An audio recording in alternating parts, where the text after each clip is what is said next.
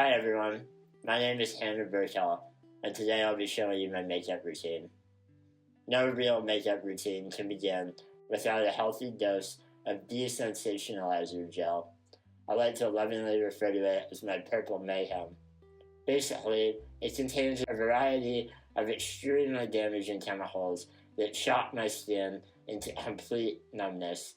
Once I'm covered in a thick layer of purple Mayhem, you could take a jackhammer to my face and I would never feel a thing.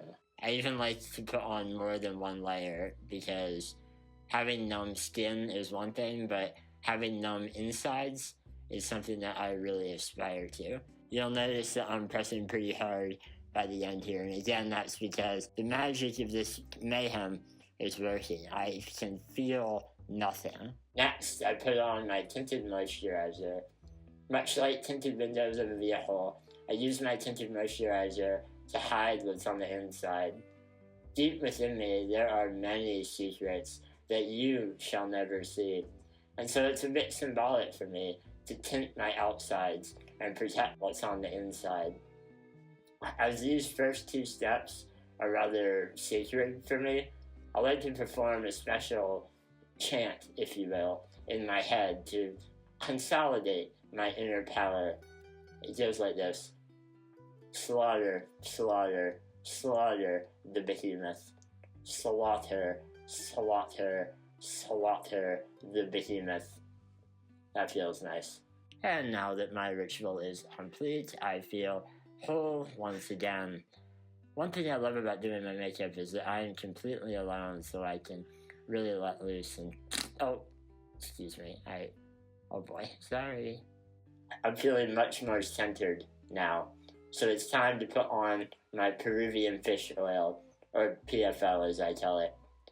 PFO is derived from dirty fish tank water that's been left to go stagnant over years and years of cultivation, or as I like to say, neglect. I know it sounds a bit gross, but it really brings out every single bump and ridge on my rocky terrain of a face.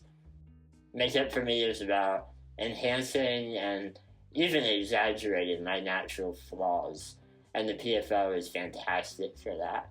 My eyelids are particularly heinous, so I always end with a few more dabs there. Alright, now, oh, by the way, I do all my makeup on this tiny mirror made for children. This brush has nothing on it, but I like to feel the bristles tickle my skin.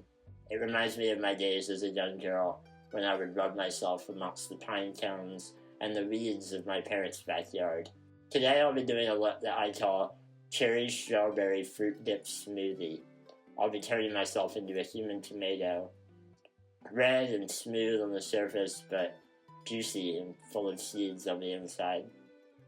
This particular red powder is made from expired Kool-Aid packets, and it retails for almost $9,000. Next, I'll cover up all of that work that I've already accomplished with my Estate Mineral Scrub. Estate is a fantastic company. Anytime a house is demolished in order for a larger house to be built, Estate comes in, gathers up the demolition debris, all of that dust and shards of glass and forgotten memories. They grind up these sad ingredients, and the end result is an absolute nightmare. I can't get enough of it. What next? Alright, let's add me some eyebrow hair. Sadly, I was born with a complete underwhelming amount of hair follicles above my eyes. I prefer a giant, bushy, hairy mess above my eyes. It helps me feel protected from things falling into them. So I just simply go through here and paint on some little hairs. I'm not actually doing anything, but it's the thought that counts. It makes me feel like I have, more hair than I was given at birth. And then I'm going to erase it because there's really no point in adding fake hair that doesn't exist. I like to build myself up and knock myself down. Better I do it to myself than others do it to me. Alright, what do we have here? Ah, right, my Sharpie. This is just a standard issue red Sharpie that I bought at CVS in a pack with 3 other Sharpies. I like the permanence of this effect, so each day I put a slightly ever-expanding rim around the perimeter of my lips with my red Sharpie.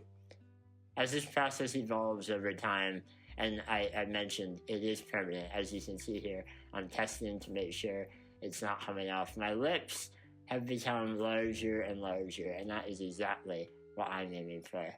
Now, the final touch. This is my mascara. It says it's Damn Girl Too-Faced, but in reality I made my own mascara. I found it to be much more cost-effective to make my own after the first batch of Damn Girl ran out. So the way I make my mascara is pretty simple and something that I would encourage all of you to do at home. If you have a chimney or an outdoor fireplace, basically what I do is each morning I take my chimney sweep eyelash tool and I stir it up into the base of our chimney, and I use it to rub down the walls of last night's fire debris.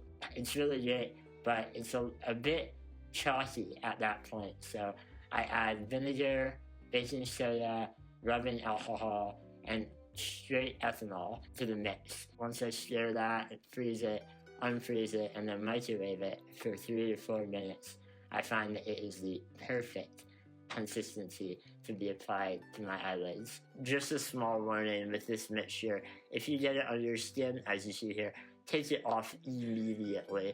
It will cause 3rd-degree burns. That's the end of my routine.